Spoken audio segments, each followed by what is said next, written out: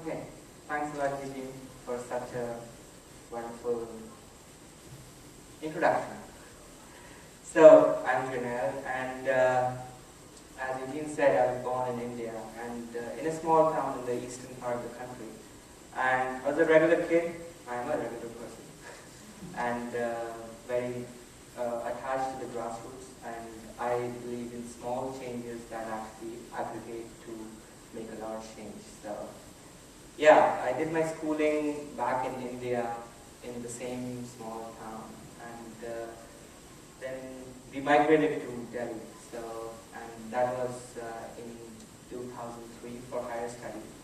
And I'm by training a zoologist, and I did my bachelor's in zoology from the University of Delhi, and didn't have a focus till then. It was just a regular course of study that I took, and because biology interested me at that time. And although I wanted to become a hotel manager, so I wanted to become a chef. And because I was good at cooking, and I saw a lot of talent in myself in cooking and chopping vegetables, and I thought I would become a chef. And that's how, when I came to Delhi, I interacted with one of my uncles, maternal uncles, who was a chef at a five-star hotel in India. And he told me that if you really feel about it, you go for it. But by the time I could enroll myself into a hotel management course, the dates were over, so I had to wait for 1 year, so I dropped the plan. So then I took up environmental studies, and because that was a substitute for my zoology thing. So yeah, it was not of my prior interest though at that point of time. But then I started dealing with environmental issues and global environmental change, and thanks to TERI, the Energy and Resources Institute, which is a multinational environmental non-profit, which has set up a university within the past 6 years now. And I'm a product of the university, and I dealt with the science of climate change, science of all the environmental changes at that point of time, and just the science part of it, and policy, a little bit of policy. And then I started working. So I will take you through a photographic journey through my life so far. Not actually life, what I've been doing, and what changes I'm going to make now. And as they say, inshallah, we'll do that. So let's go through that journey, the beginning. So I start from 2000.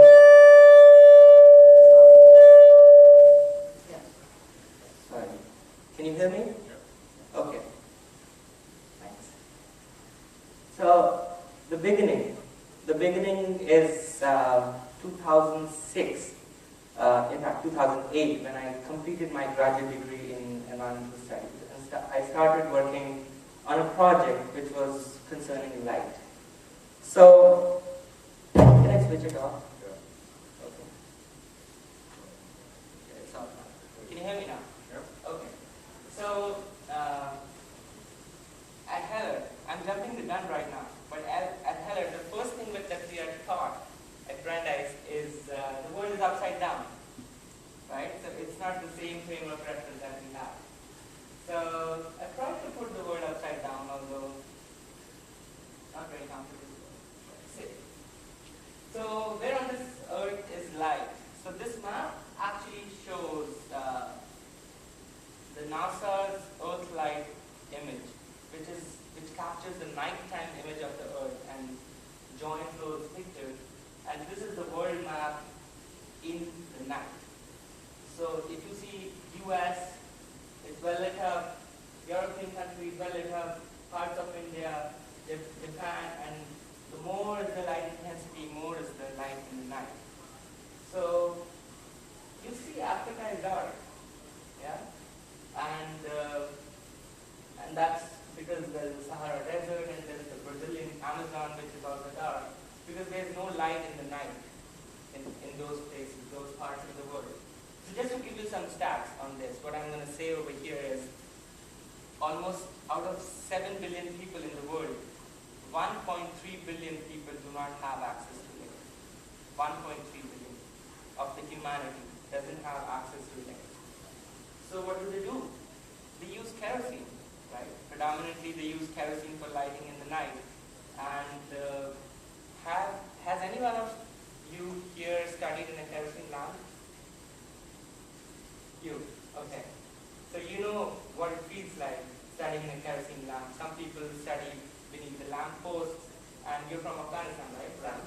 So it's really a colossal tragedy, for 1.3 billion people studying under kerosene lamp, or maybe not studying at all, right? Because they are forced to study in kerosene, and it's a health hazard. It's not only a health hazard, but an impediment to their development as a whole. And by development, I just don't mean GDP, just don't mean the economic growth. I'll come to that later. So that's where the problem lies. And so my encounter with light happened with TERI. When was that? 2008 in India, when I started my job, basically. How? I'm not going to tell you. So for the people who were suffering from this problem, or people who did not have access to electricity, TERI had started a program called Lighting a Billion Lives that Eugene actually emphasized really heavily on. Lighting a Billion Lives provides solar electricity, solar energy-based lanterns to these people on an entrepreneurship model. So the regular scheme of the governments across the world, in Africa as well as in India, had been that give people the thing on subsidy and forget about it, because that's not just getting the thing to be sustainable. So over here, what I ended up doing was to create entrepreneurship-driven solar charging stations. And in front of you is an entrepreneur, who's a rural entrepreneur, who charges these lanterns every day and rents it out to people for a fee, right? So it's not for free, but it's for a fee, which they used to spend on kerosene. So the same amount of money that they used to spend on kerosene is being channeled to an environmentally benign technology, so-called. And then people get the lanterns, they get light in their homes. They don't have to travel long distance to source kerosene. They don't have to pay so much of money. In India, kerosene is subsidized heavily. The billions of dollars which are being spent on kerosene every year in subsidy. And it's contributing to carbon emissions. You all know about that, the environmental paradigm these days. And now, the ultimate goal of this project is basically to shift the subsidy from kerosene towards solar.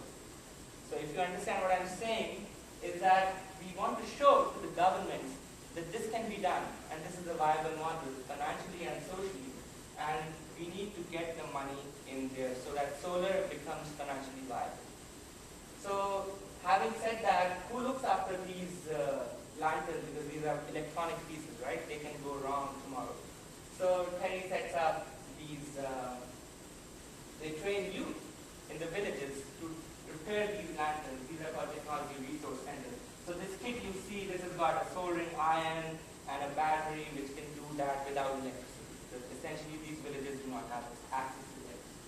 So this person charges a fee again to repair those lanterns, and these lanterns are really, really subjected to user abuse. So now that's a very great project, right?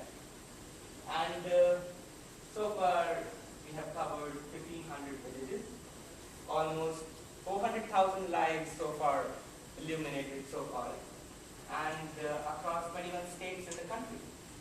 So what's the way ahead?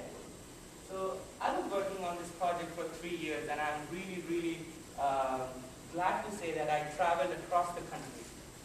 Out of these 21 states, I have been to almost 16 states myself, working on the feasibility, checking out with communities, traveling with them to remotest of the places, traveling at places where I have to cross crocodile-infested rivers and all those, so all adventure stuff I've done over there. So that was the entertainment part of it.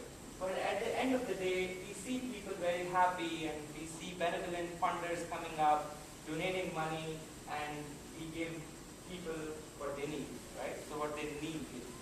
So we decide what they need. So there's a photograph that I took in a tiger reserve in the country. As you said, Eugene, I've been working in protected areas and working in the protected area, villages across protected areas. This is a tiger reserve in Rajasthan, and these kids were really amazed to see the lanterns because they had never seen light earlier, right? So they were completely isolated, and they were checking out the jazzy stuff in the lantern, how that one charge is mobile, and how it dims out, and how it gets to the full thing.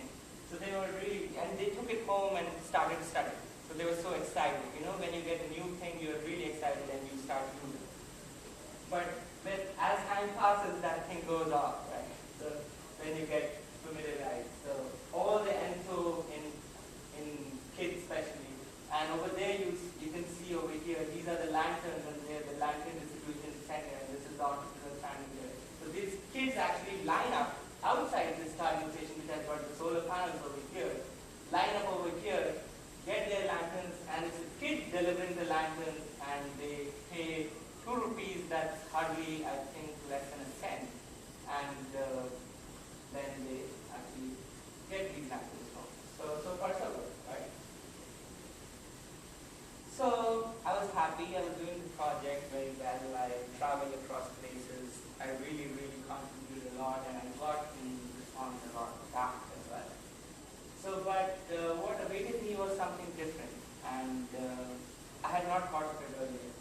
So this is just a romanticized version of what I was thinking at that time. So a road full of boulders, and you know where to go. And this is basically, this is the road to a village that I visited before coming to Brandeis, which actually changed its purpose. So this is how the village looked like. It was monsoon time, all green, looked like a cloud forest. And